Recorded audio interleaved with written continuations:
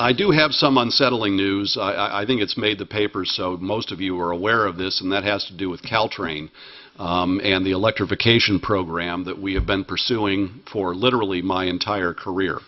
And we were this close, and maybe we still are this close, and we were, as I think most of you recall, awaiting word from the Federal Transit Administration about their approval of a full funding grant agreement. And an FFGA is what the federal government uses to execute on a commitment to a transit project. There was a requirement, longstanding, for a 30-day congressional review. Congress doesn't have to approve it, thank God, but they do get a chance to review it. And in this case, that review period commenced, I think, like 5 minutes before Donald Trump was sworn in. And so that review period flushed out a letter from the Republican members of our congressional delegation urging the FTA not to give money to their state. It flushed out quite a few letters on the opposite side saying this is a good thing to do. It was sort of hung up in this question that I'm afraid is very salient with members of our congressional delegation on the Republican side, and that is their general hostility to the high-speed rail program and their view that this project somehow was related to that.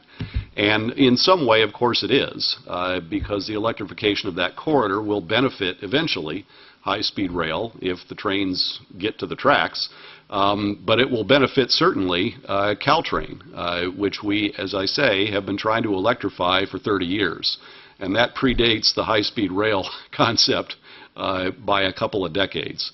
So long story short, the director of Caltrain, Jim Hartnett, received a letter from the acting director of the FTA. There's no appointed person in that position right now.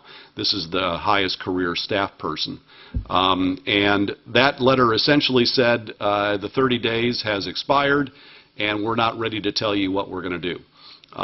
What the letter specifically said is that they would sort of punt the decision over into the president's budget submission, which has not yet been made. So on the one hand, if you want to look at the glass being half full, they didn't say no. And, you know, a maybe is better than a no in my book. On the other hand, the president's budget submission should happen in the next couple of weeks. He's a little bit late, but most first-term, first budget deals are late. I think Mr. Obama's came in right toward the end of February, which is where we are now. So we shouldn't have long to wait to figure out what the next act in the drama might be.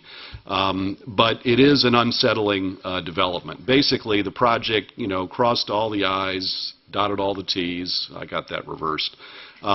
Really fulfilled all the requirements that were set forth in the law. And I'm afraid we've just got a political impasse that we're going to have to see whether we can get through.